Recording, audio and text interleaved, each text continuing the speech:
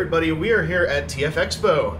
End of the day, everyone's got the end of the convention feeling of like the simultaneous loss of pressure, but weight of weariness. Back to reality. Consumption of alcohol. That's consumption of alcohol, the eating of food. Yes. So much food.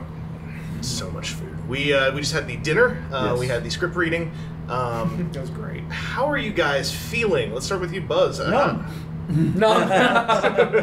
No, I'm feeling very good. This was an excellent show.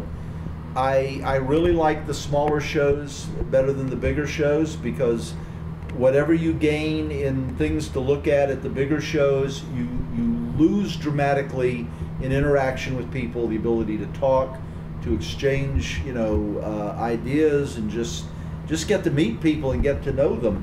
And I've had much more fun at the smaller cons than I've had at the big cons recently. Like you just have more FaceTime, more. Exactly. Yeah. And you get to talk to people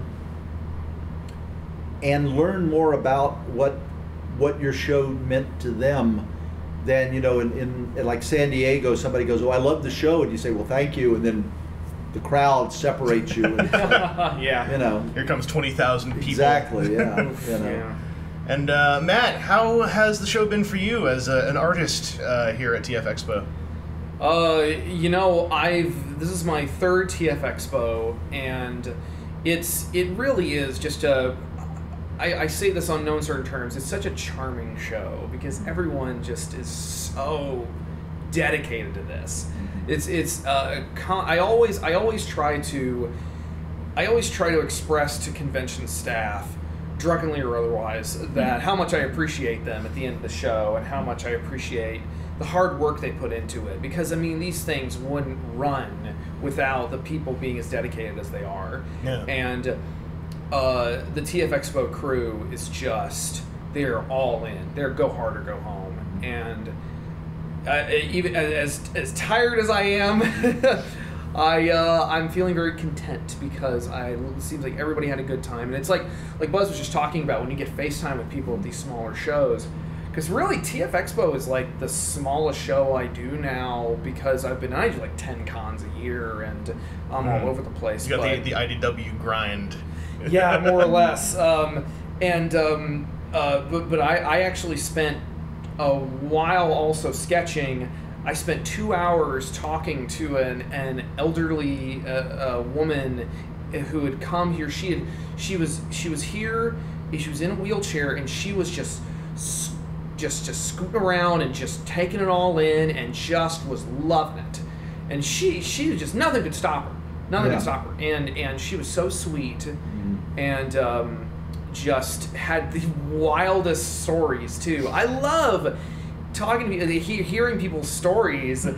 They're sometimes emotionally draining, but no, it's an experience that you don't get otherwise. Well, seeing as Matt Frank is a seminal podcaster, he's actually segued into what I was going to segue after whatever he was going to say, which is, did you guys have any memorable moments or stories down on the show floor? So he's stole my thunder, hardcore. That's why he's in the chair and I'm on the couch. Mr. Buzz Dixon. Well, it's a similar thing, and with the same lady, and not just her, but other people. We were talking to a couple downstairs, and they were saying how their autistic son, this show, he's able to focus, he follows things, he's connecting with people because he's coming at it through the Transformers. And there was a couple here that had a child that was had severe medical problems, but the kid was just having a ball. He was playing with the Transformers toys, got his picture taken with some of the people that had done Transformers, and it made me realize, for us when we were doing it, our objective was to do the best show we possibly could. And we were saying, what can we do that will entertain somebody for 30 minutes? Yeah. And that's all we were focused on. And we felt if we do a show and it keeps people's attention for 30 minutes and they don't change channels, we've earned our keep. And now we're finding out years later from people, this show is an important part of my life. This was like the only stable thing in my home when I was growing up, where I had severe medical problems. I couldn't go out and play with everybody else all I could do was sit and watch Transformers. And it makes us realize we had a lot more impact than we ever dreamed we were having, and it's humbling in a way. I have to say that. We spent years just at conventions, Transformers conventions, meeting voice actors primarily, learning about that side of the business, and seeing their reaction to the decades later impact of what they had worked on.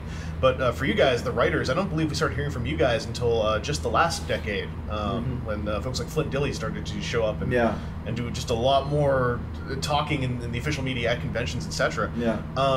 And for yourself, when do you still have those moments of looking at what Transformers is now and everything people have taken from it, the way that people have poured over those episodes from the 80s, even scraping out bits of story, giving it these extra bits of life? Did you ever find yourself reflecting back 30 some years? Well, I actually did, because I've told people when I was in my teens, when I was a science fiction fan in my teens, my family moved a lot. I mean, we lived in 20 different houses by the time I graduated high school. And I gravitated towards science fiction because my friends were always never any further away than the mailbox. We exchange fanzines, write letters, things like that. And when I was a science fiction fan, 13, 14 years of age, I was reading about the EC Comics bullpen.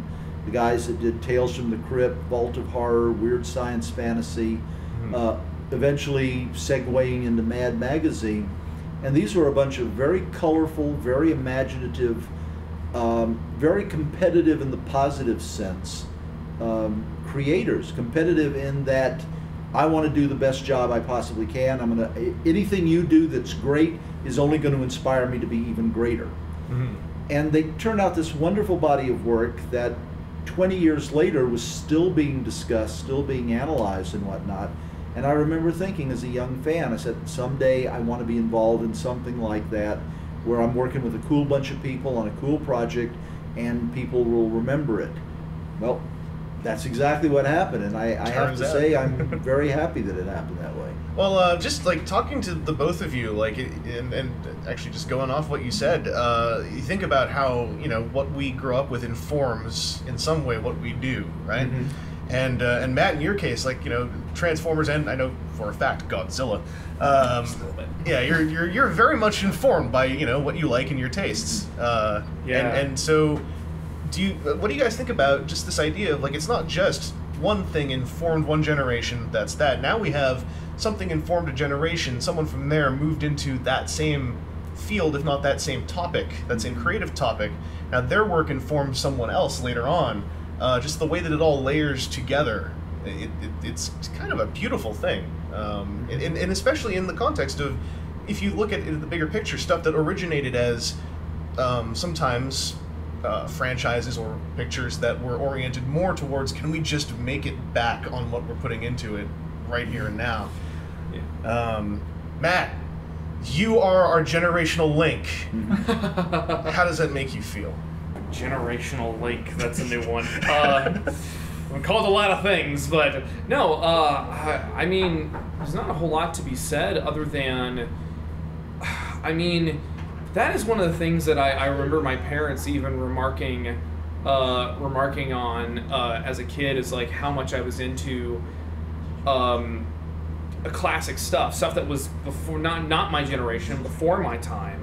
And I always even lamented as a kid sometimes, man, I wish I want to go see a drive-in movie, like to be born in that era, the drive-in movie, for example. Or we were just I've mentioned a couple of times, every time I come to a Transformers convention, I always have to qualify it. Here's the thing: Beast Wars was my G1. I missed Generation 1 by a couple of years, and I've since gone back and have immensely enjoyed it. But Beast Wars was where I really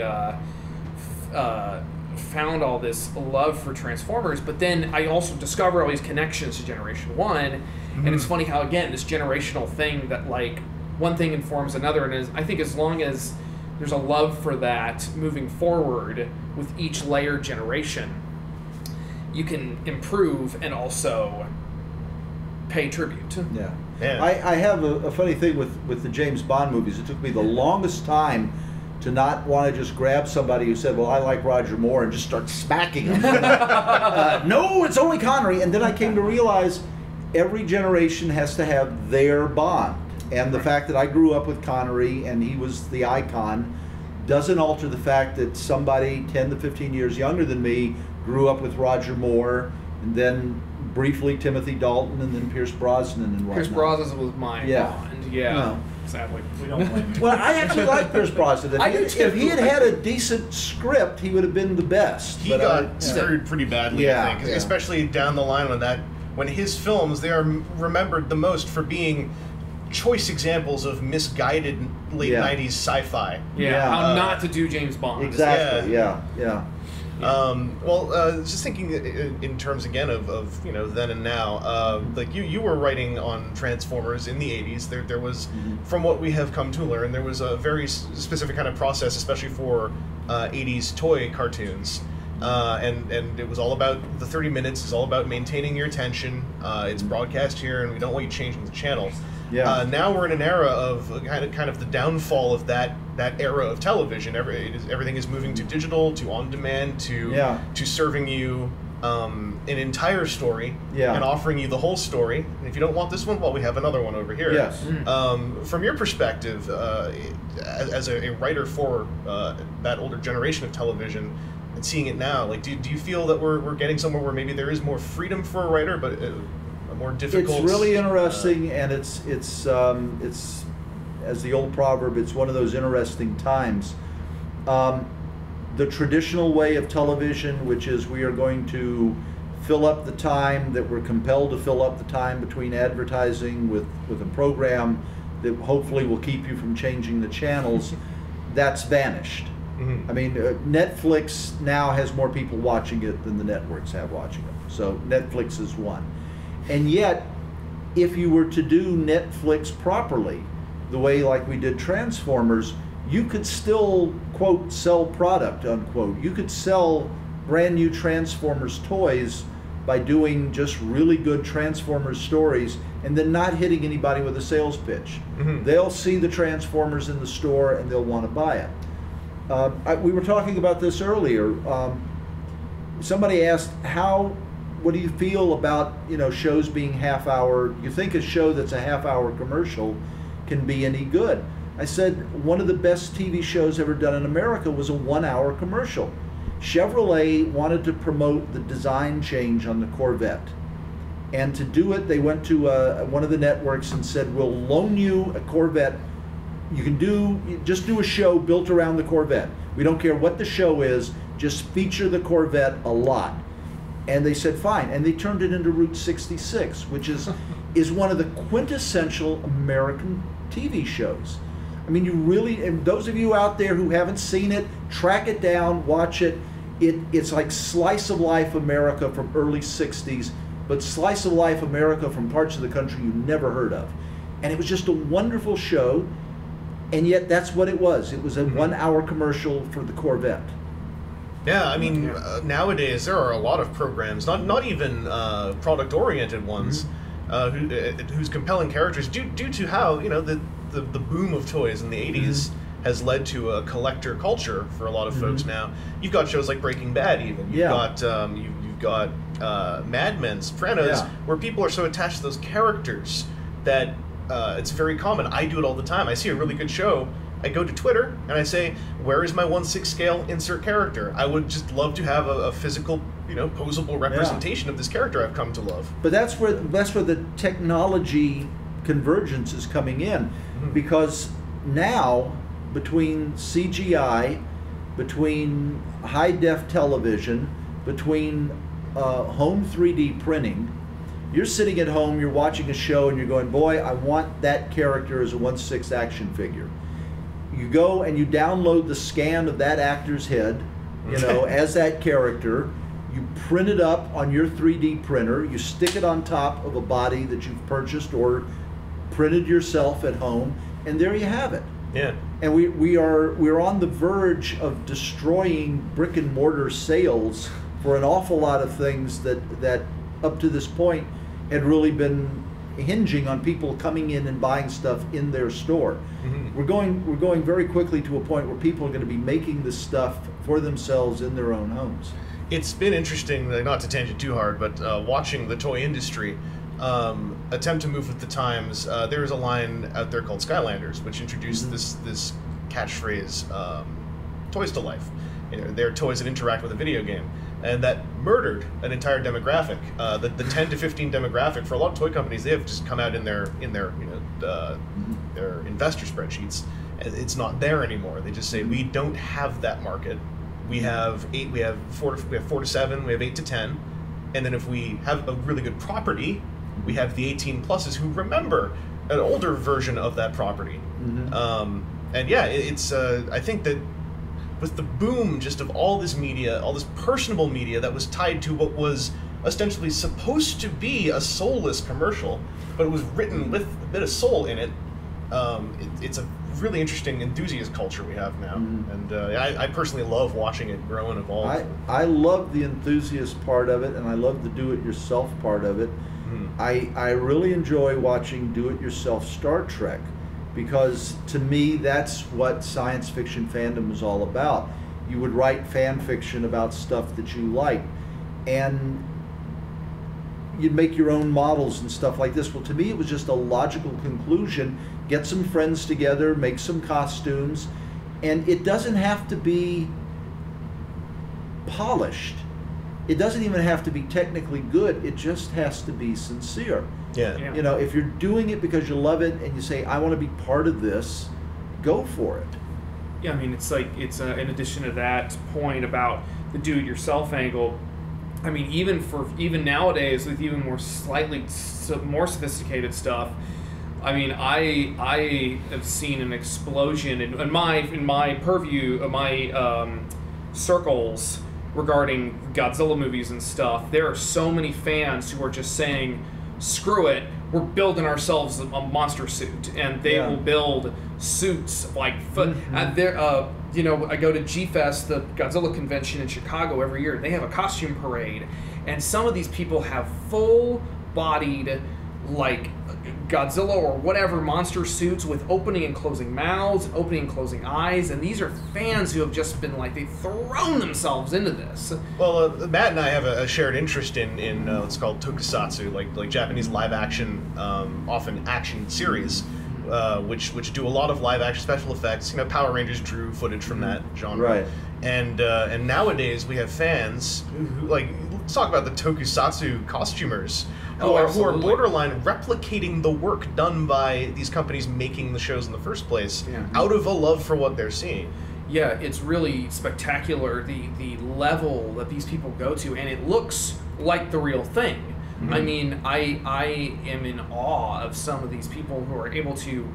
I would have never thought that the capability of having an actual Power Ranger helmet would have been within my grasp. Nowadays, all I need is a couple $100 and I can have one. Yeah. Yep. And it would be show accurate. Yeah.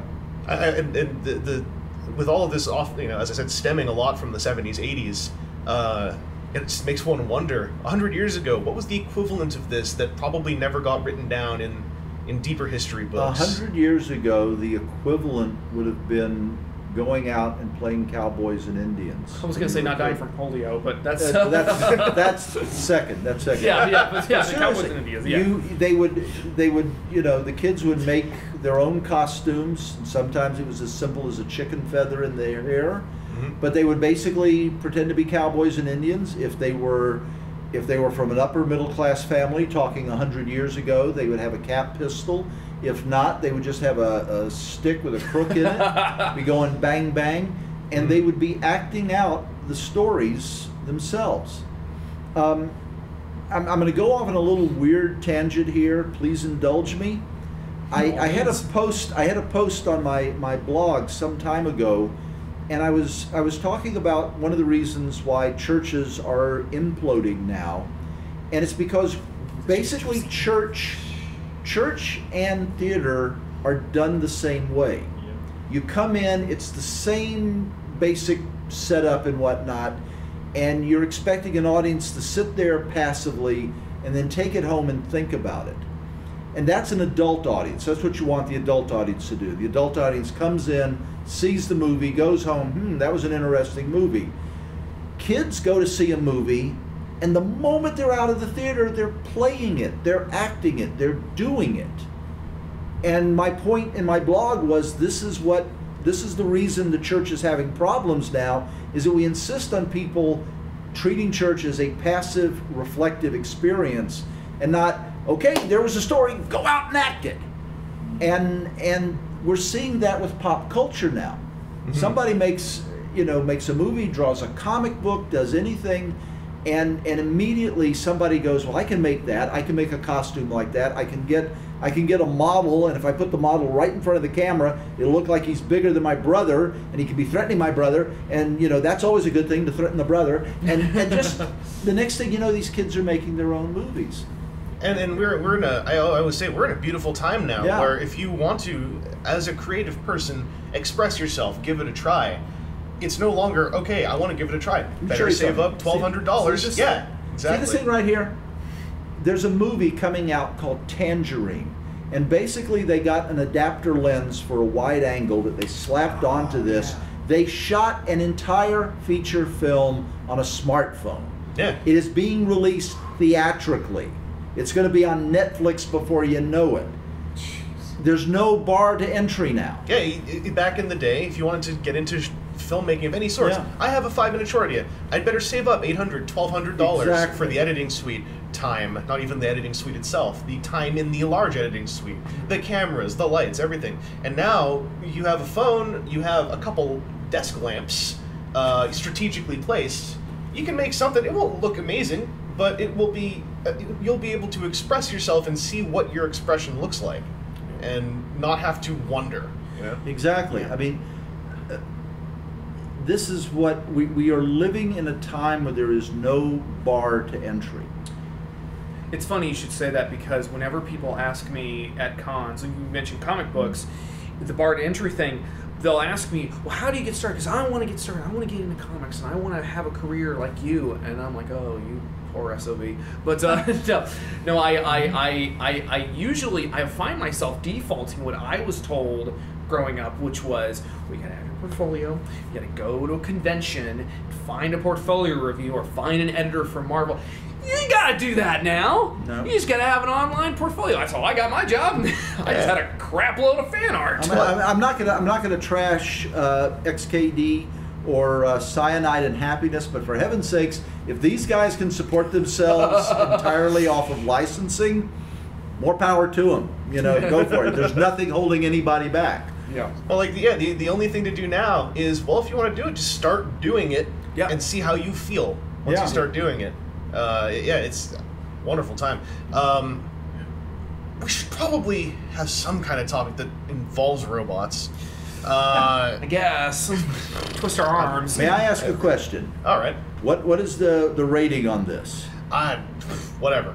Whatever. Okay, I will give the unexpurged version. Let's do it. Of Turbo Team, because tying this into robots and specifically Transformers.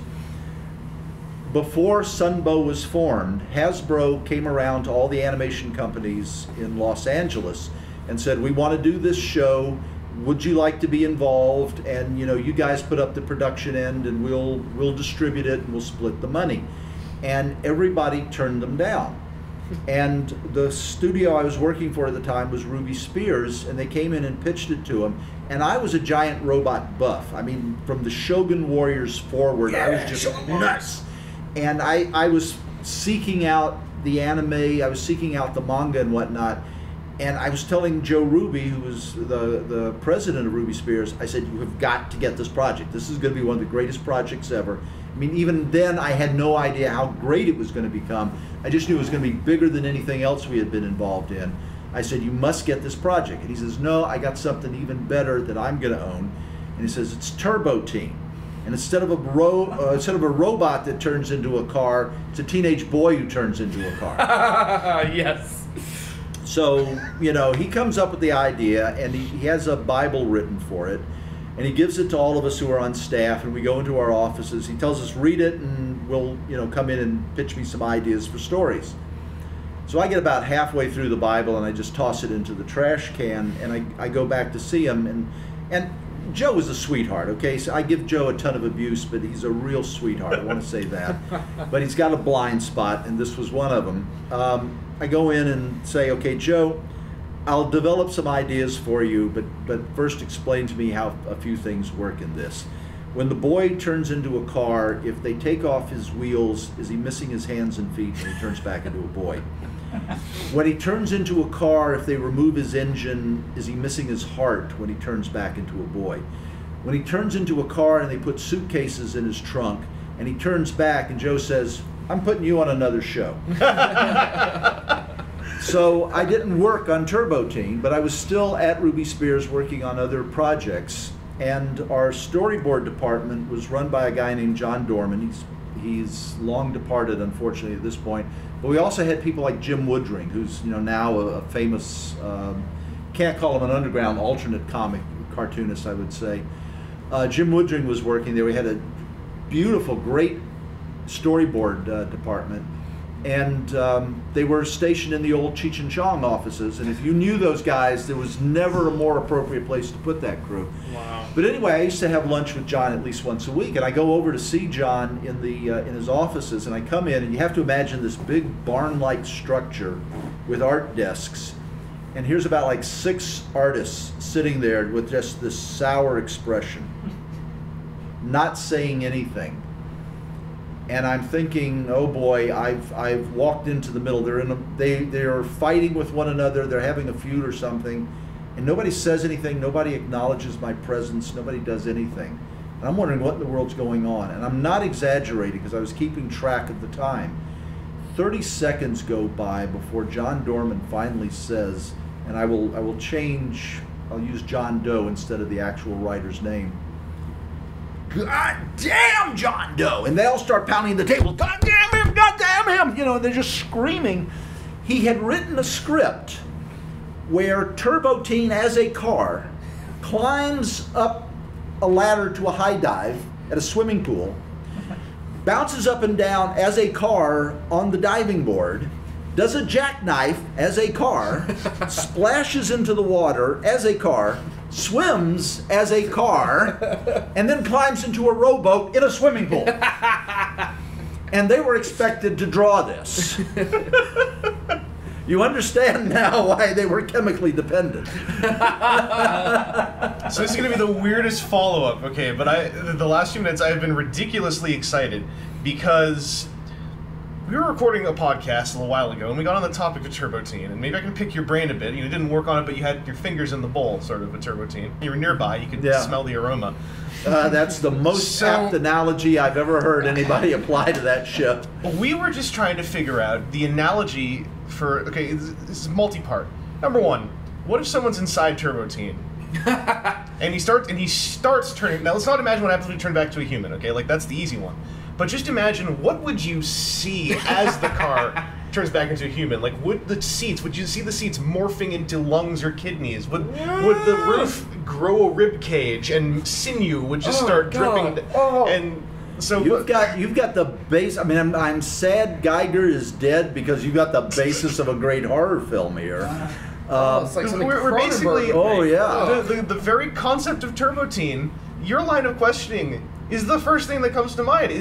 All you can think of is, water makes him a car and vice versa or something. I always forget what the order. It was cold water turns him back into a kid and hot water turns him into a car. Yeah, there are so many things a car isn't compared to a kid. Yeah. So where are the parallels? Mm-hmm. What part is what? The very you put something in the trunk.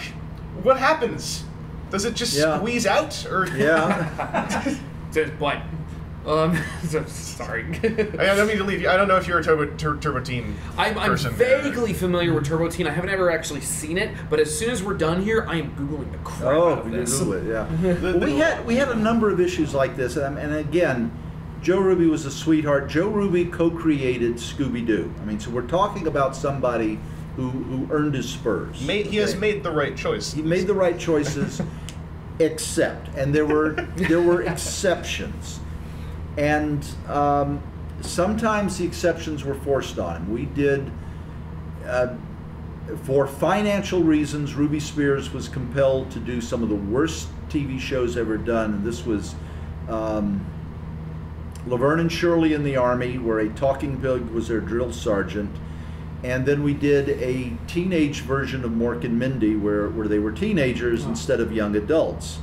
And the story editor on Mork and Mindy absolutely refused to believe that Robin Williams said "R R R R" as one of his standard riffs. And I was trying to explain to the guy, no, he says that. He makes puns off of it. He makes he says "onk onk onk." No, he doesn't.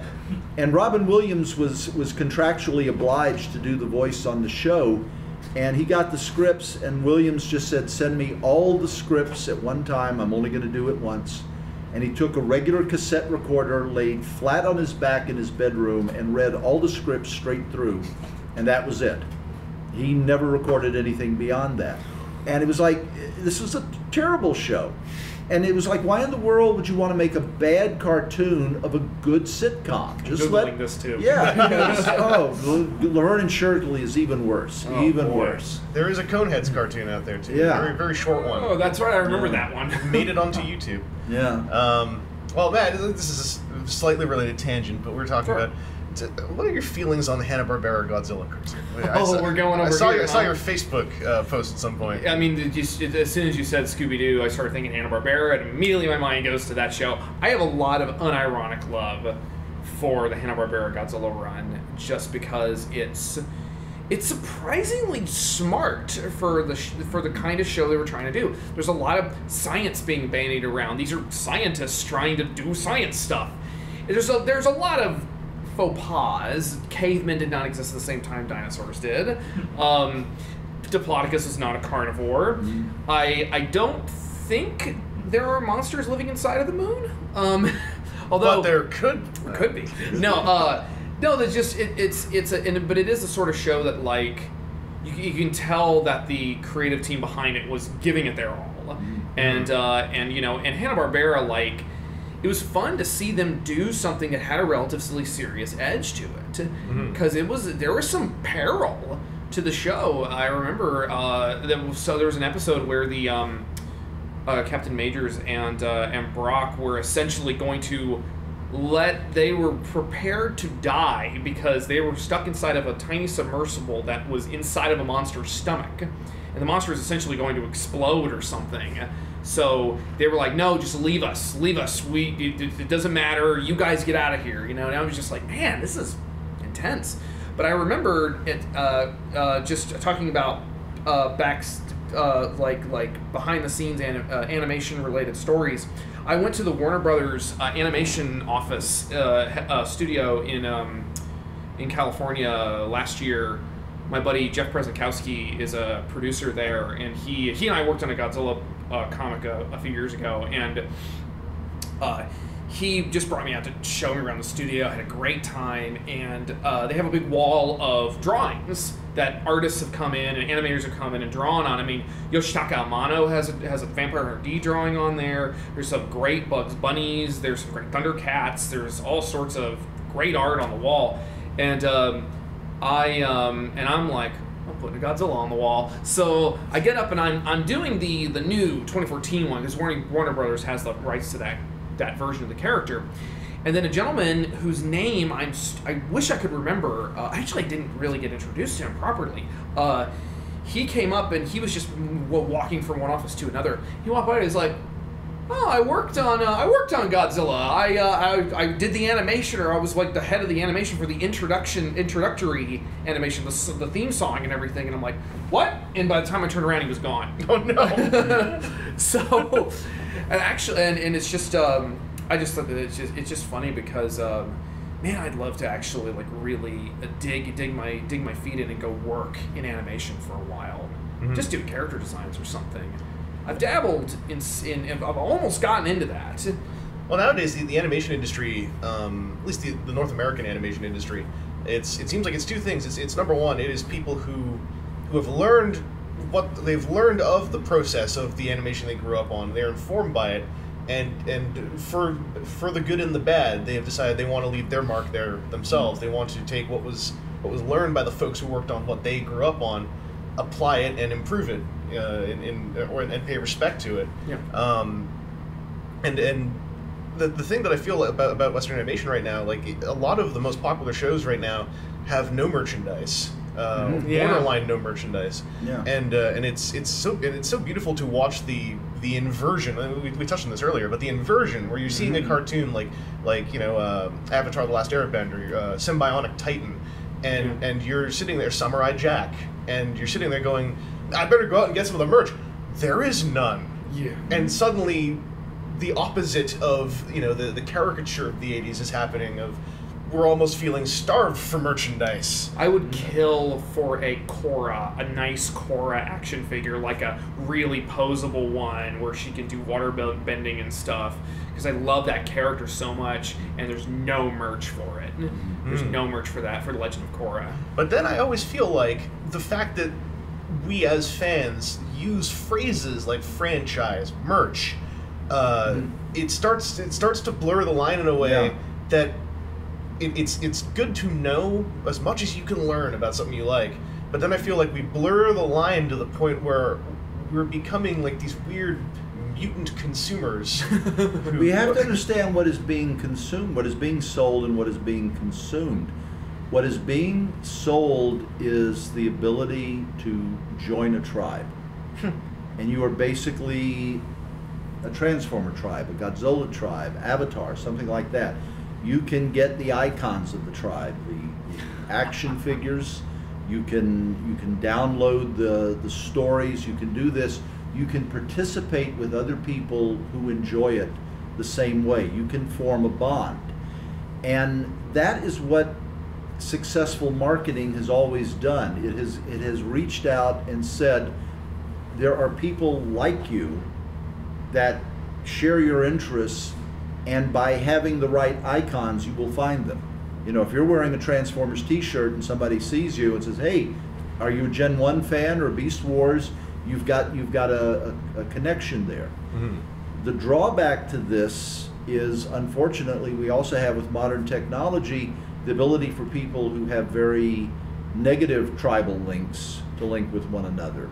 One of the reasons we have seen child abuse rising has been that the people who are the child abusers are now able to get in touch with each other and share secrets. Hey, this is what I found is good for luring kids in. Or even get an affirmation. An affirmation that it's okay to be that. Yeah, exactly. And sorry, I just went dark. It got dark and I got but sad. I mean, this is what you have to face. This is what you have to face, because when we pretend there's only a good side to something, and there's no negative side to it, the negative side will come whipping out of nowhere and bite you in the butt. Yep. And it's like with comic books in the late 40s and early 50s. Wortham came out and he just devastated the comics industry, because the comics industry had taken no proactive stance to define what they were doing as something that was an adult medium. It was all kids stuff, and it becomes really hard, bordering impossible, to argue that it's okay with kids stuff to do violent, destructive, sexy stories. If they could have defined themselves as we are a medium, and some of our stories are appropriate for children, just as children's books are appropriate for children, but just as there are books for adults that are appropriate only for adults, we also do stuff appropriate only for them, then it wouldn't have whipped around to bite them. Then there would have been what we eventually had, just a common sense breakdown. Okay, these are going to be obviously the children's stories, those are going to be obviously the adult stories. Instead, we got the Comics Code Authority. And the burning, right? The burnings, the destruction, and then it later turns out everything Wortham Seduction said, of the Innocent, is that it? Yeah, Seduction of the Innocent, and everything in it was bogus. Yeah. Because when they went to try to replicate his findings, they found out he had exaggerated, left details out. Just basically his findings were completely bogus. But he had virtually destroyed the industry at that point. And it took, between Bill Gaines with Mad Magazine proving it doesn't have to be kids stuff, and with Jack and Stan finally getting comics back on a footing where, hey, it can be imaginative and for older kids. It took 12 to 15 years to recover from what he did. Yeah.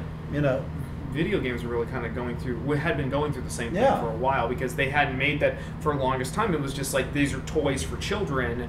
Oh wait, our toys for children have all this violence in them. Yeah. We can't let this happen. And now finally, video games is an industry kind of wised up and has been like, look, these are the lines of demarcation, and the more or less the opponents have backed off somewhat and kind of gone on to other things. Well, it's about, those topics, it's all taking for granted what a medium is. Yeah. Assuming, not even assuming it's a medium, just assuming it's awful. Not AW, but OFF, Yeah, but let's look at a movie that's coming out right now, Straight Outta Compton.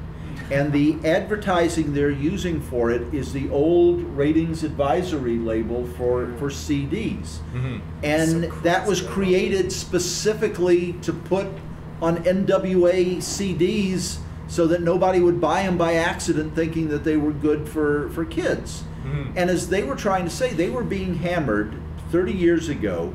Well, you're talking about sex and violence and drugs and this and that. And they're going, hey, this is our reality. Yeah. This is what we live. We are singing about what we experience. We have the right to do that. And they were being hammered, and they were getting, Charlton Heston and other people were shaking their fingers at them. Tipper Gore, they were saying, oh, you're terrible to do this. How can you corrupt the music by doing this? Well, guess what? 30 years later, we're going, hey, those guys were right. They saw what was happening 30 years ago. We're now living in the middle of it. We can't deny that they were right then and they're right now, and we were foolish to attempt to block that. This is what I talk about it whipping around.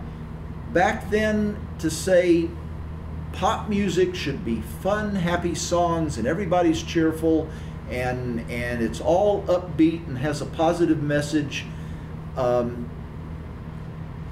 try to make that the default for everything and for everybody is wrong. And what you end up having is you ended up with the punk movement, where it's like, no, we are experiencing something entirely different, and if you won't let us express it in normal channels, we'll find abnormal channels to express it in. Mm-hmm. Well, and our current state of our culture is one I actually really wonder what it's going to look like 10 years from now, because it feels like one of the most, due to the sheer amount of information available to us, the sheer levels of communication, one of the most self-aware cultures. There are a lot of people now, just speaking of Transformers fans, who readily say, I am aware that at times I can fall into the trap of literally identifying with a franchise that was originally designed to sell me toys for 3 years. Mm-hmm. Yeah. And recognizing that, I think, has led to some of the most beautiful Transformers fiction we have, where it's like, we're going to recognize this, and we're going to say, that is where it started. We know it. We're not going to delude ourselves.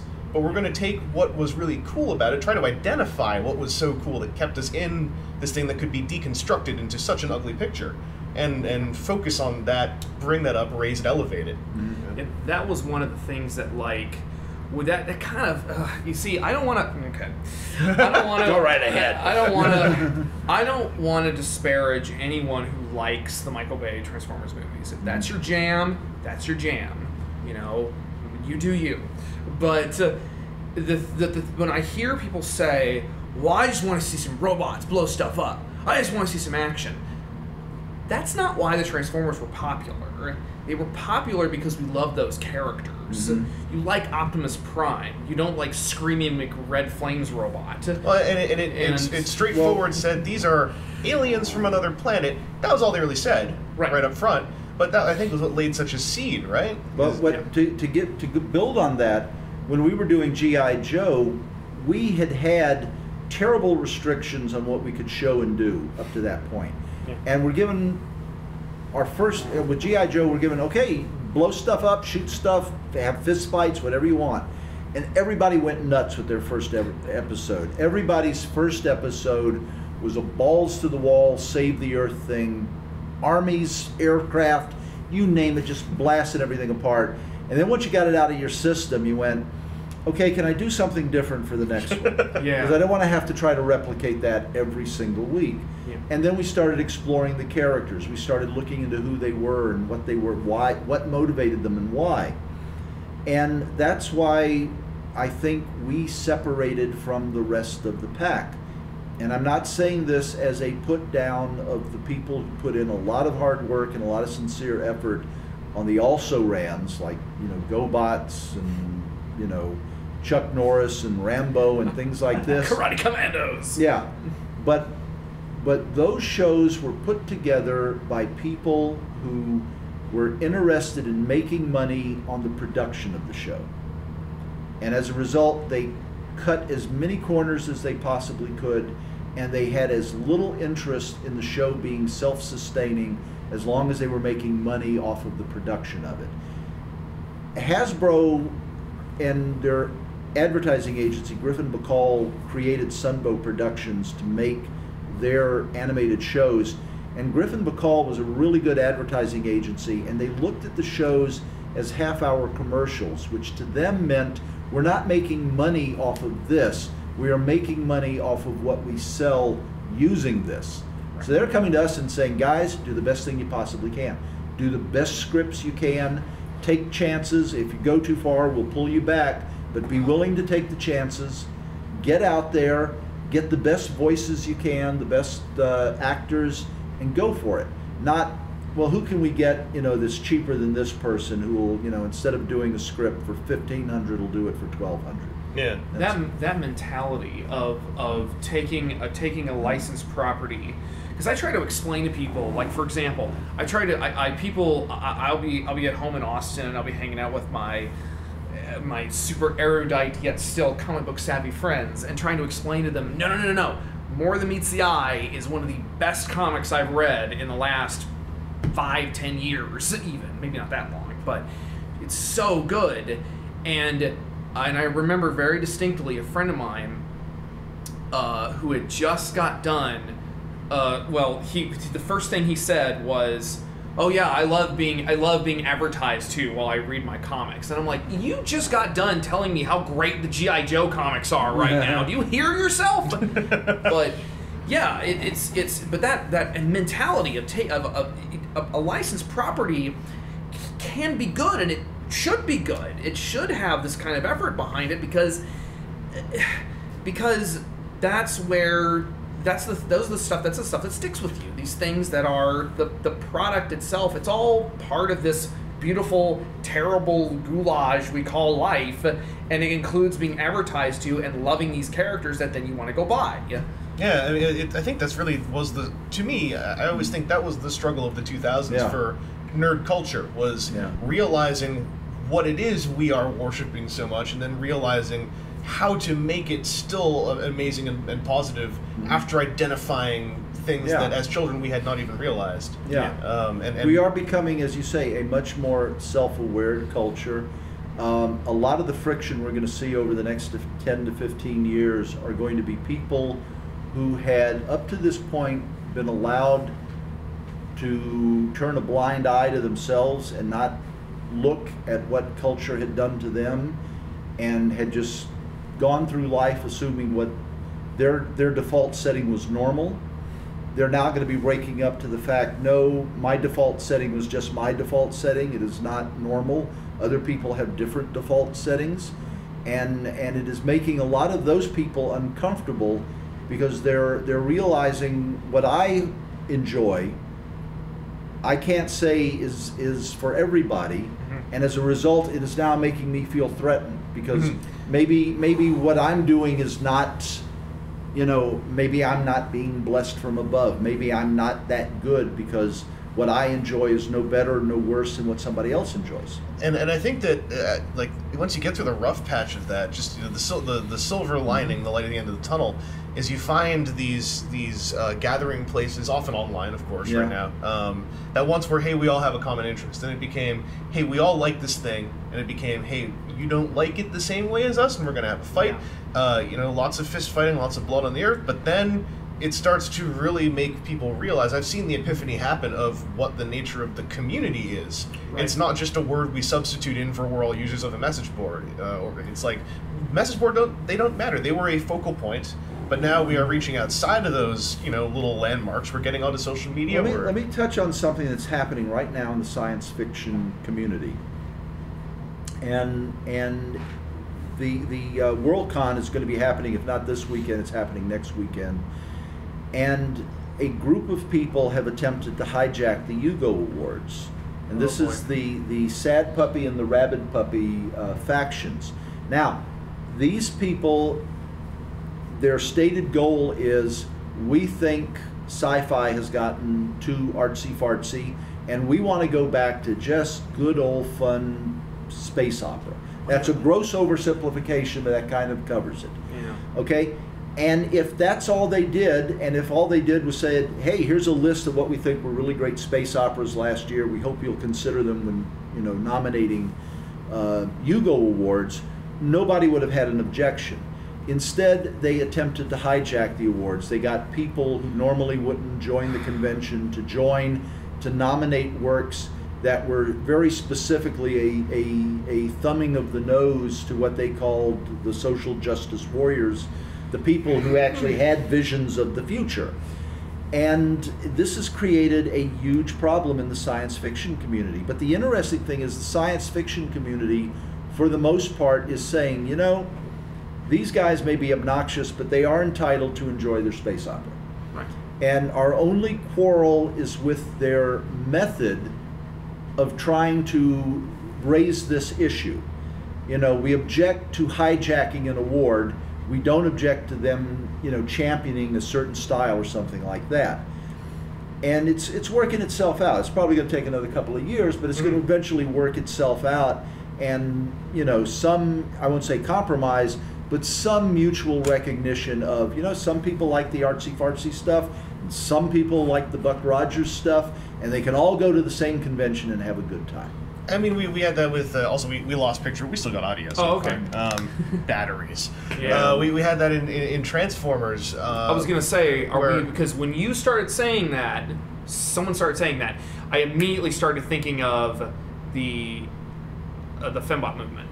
Oh, I'm thinking of something even else? more baseline. Okay, go ahead. You go first. As someone who was participating in online fandom since he was a teenager, since the year 1999, once upon a time, if you liked Beast Machines, you were capital W wrong. Oh, yeah. You were one of the wrong people, because all the right people don't like Beast Machines, and Beast Wars and Beast Machines. Well, specifically, it was really Beast Machines. Really? Because I remember Truck Not Monkey pretty hard. At the time, there was this is how the cycle worked, right? At the time, the grudging respect for Beast Wars started to happen because there was a new target, partly.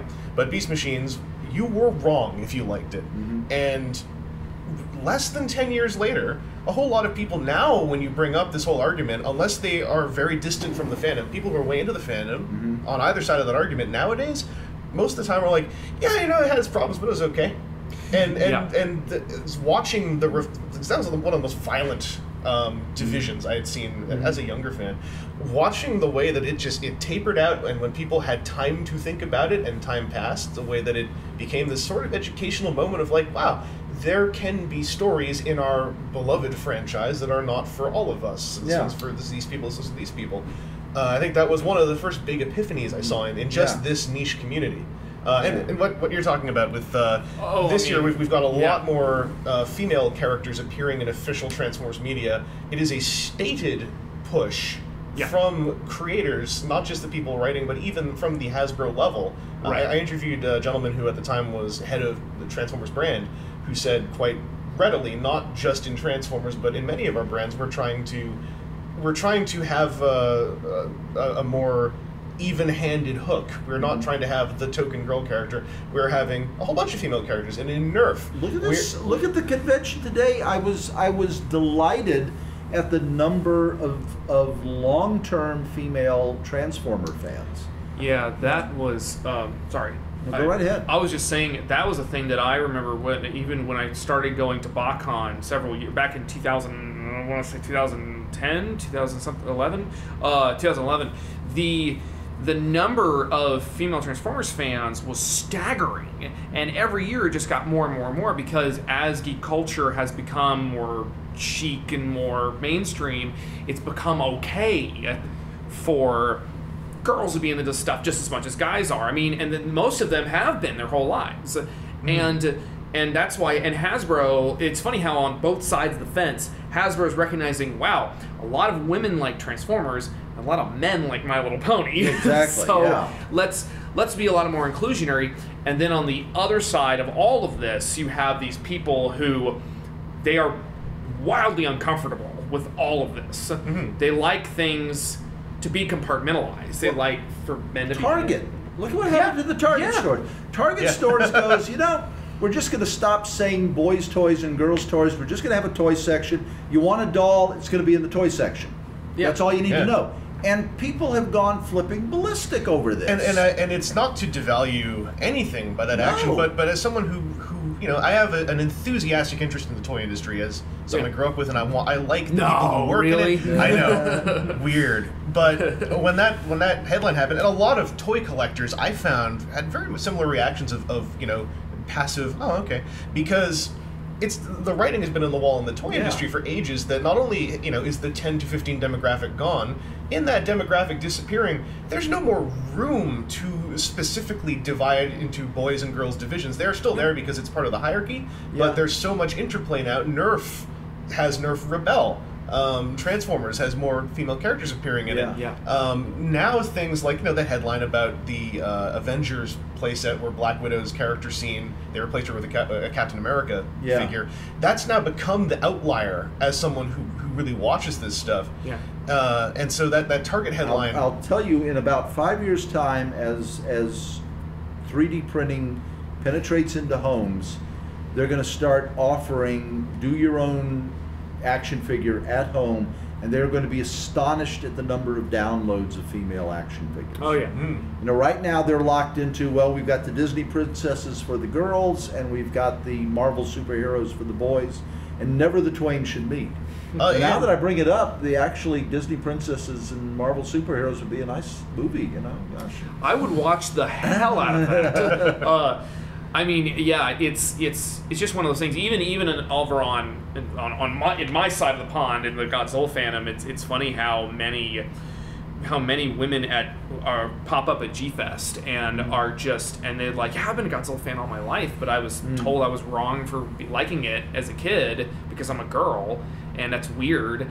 And now it's like, it's cool now. Yeah. Come on, let's all play with giant monsters. About Godzilla fandom.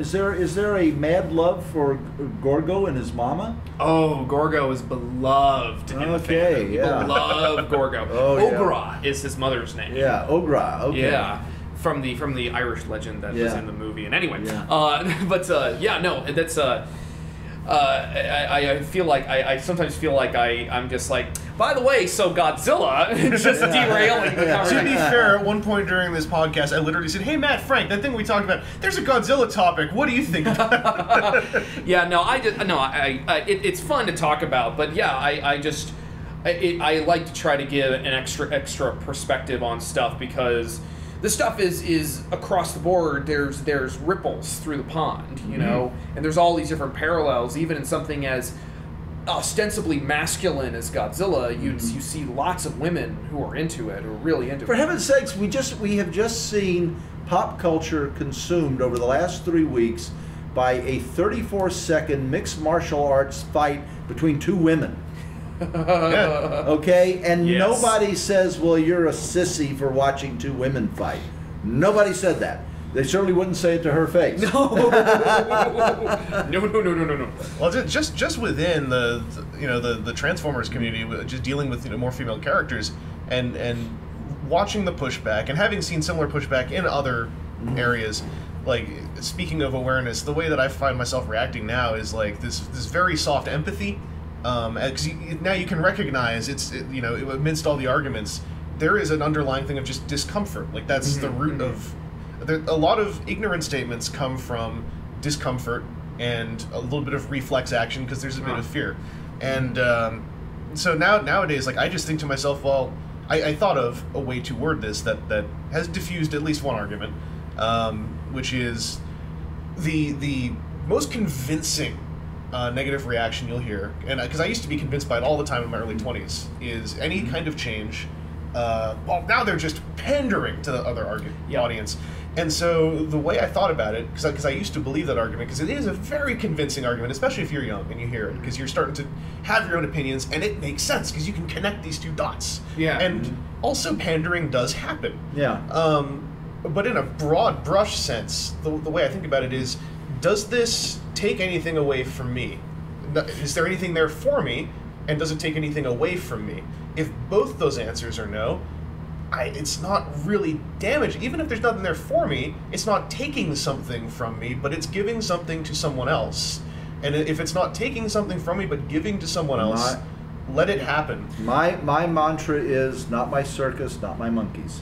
And I view it this way. And I have had a major change in my own thinking over the last couple of decades. And I have come to realize that things I accepted as, well, it's been this way, it's always been this way, there must be a reason, and then you look at it and you go, well, yes, there was a reason, but the reason was based on ignorance, and now that we have better information, there is no reason not to change what we do based on the better information. Yeah, I mean, it's like what we were saying, it's clear that there's a female fan base. They are looking for representation. And guess what? Guess what, fans? A female combiner, no matter how god-awful she's colored, is not going to prevent you from getting your 900th Devastator, which is going to cost about 20 times as much, and you're still going to buy it. Just saying. Yeah, I mean, this is the thing that I found hilarious about the guys that got into a hissy fit over the last Mad Max movie. And I'll be honest with you, I'm kind of like meh as far as that movie went. I mean, the good parts were good, the not so good parts just didn't engage me. But I don't begrudge anybody who thought it was the greatest thing ever made, and I don't feel anybody is compelled to feel that.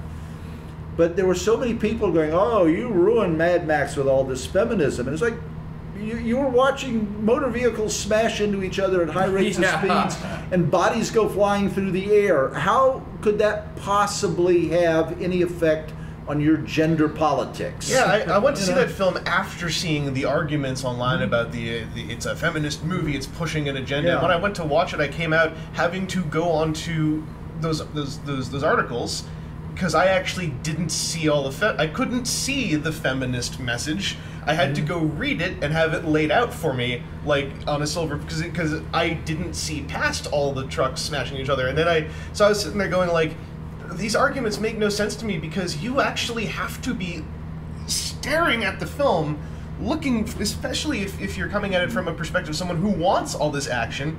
How on earth are you not distracted by all the things smacking into each other?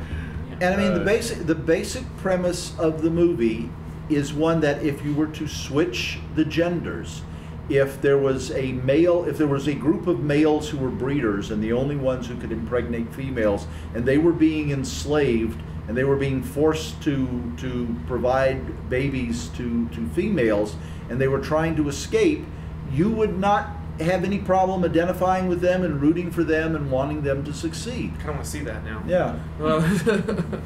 Asylum will make it. Don't worry. I'm sure they'll get around to it. Yeah, I hate to play into the hyperbole of, like, how did you not see the reference a trailer moment? But that film had enough for me, as someone who tries to not do it, to say, how did you not notice? And I'll list, like, say just 5 things, like the giant amp car with the electric guitarist bungeeing around on it, them throwing javelins with bombs on the ends, dudes spraying their teeth with chrome and bellowing about Valhalla. Dude with a big plastic clear pectoral chest plate on saying, do not succumb to the addiction of water. There were so many good moments in it, and the good moments, as I said, balance out the not good moments. Mm-hmm. I mean, quite possibly will watch it again at some point on Netflix. I have no great desire to rush out and see it again. I thought the stunt work was superb. I thought it was, contrary to their claims, there's a lot of CGI in it, but it's used intelligently. They use full-size vehicles for the basic stunt, and then they add bodies and explosions on top of that. And that to me is fine, because then you see the real thing happening and you're just enhancing it. You're not creating an artificial reality. The screen cap that made, like, I didn't watch many of the featurettes, I just saw a screen cap of all these real giant fantastical vehicles on real sand, but with a green screen set up behind them for the sake of something else going on. I was like, this just says it all right here. Yeah, there's a great Cracked video regarding CGI and stuff, and Cracked.com video, and one of their moments that they point out is that we want to see real people whose lives are being put in real danger for very stupid reasons. It is funny how, like, yeah, we want to. This stuff is so wildly, amazingly visually cool, but the realest of it is the most dangerous, which is one of the reasons why CGI had become so prevalent over the years. But yeah, I did on the feminism topic. I didn't have a whole lot of interest in seeing it when I first heard of Mad Max, but then when I heard about the feminism angles, I'm like, oh, I gotta see this, because this should be good. And the thing is that I noticed the I don't even want to call them feminism overtones. It's just the story was about personhood and about, you know, because at one point Max is an object being owned by someone. I'm quoting the nostalgia chick here. The soldier boys, whatever they're called, Warrior Boys. The Warrior Boys. Yeah. They are basically objects owned by, what's his name? Don't tell me. I can't remember. The guy with the mask thingy, pale Darth Vader. Well, now that you said "don't tell me," I forgot. Okay, whatever. You know what I'm talking about. They're owned by him, and like. The women don't want to be owned, and Max doesn't want to be owned, and it's like it all ties together in a neat little thematic bow, and I love thematic bows, so I greatly enjoyed it. I'd like to go back and rewatch it so I can see anything I missed, but yeah. Well, we've gone about 3 times longer than I was expecting. Yeah! That's what I like to hear. I'm very tired. Speaking of bows, this feels like a good place to put a bow on it. But I need to talk to both of you again sometime, because this was a lot of fun. And I didn't tell you guys this up front, but clearly we've illustrated. When I interview people, I love to go off topic. Yes. So we've done a good job of that. I believe there's no such thing as going off topic, because if something is leading you away from the announced topic, it means it's calling for some reason. It wants to come out into the world. So I don't have a problem when people veer off topic and go someplace as long as it's interesting. Yeah, and this is a real interesting talk. Yeah. So thank you all for tuning in, watching, at least up until the battery ran out, and or listening. We've got... Can I say one thing? Oh, we've got Donnie Mason, my TF Expo contact. Thank you. No politics in the threads. You listen to the show. We post on a message board that essentially has a no religion or politics rule, because many years ago we tried to have a board like that and decided it wasn't worth all the trouble. So it comes up here on the podcast now and then, and I just tell people, well, you know, it's against the rules to write about it on the board. So if you have any problems with anything we said, we all are on the internet. Usually we all have social media accounts, and if you want to talk to us about something we talked about that might be a little politically charged, just talk to us outside of the boards. We are humans who exist outside of one message board. Yes. So hit us up if you want to literally hit us. I mean, don't literally hit us up, because that is actually illegal. But, are not in Kansas? Yes! Okay. Well, I'm going to go punch some people, and thank you both for your time. Oh, you're welcome. Thank you for having us. And we've got some more interviewage coming up, so stay tuned.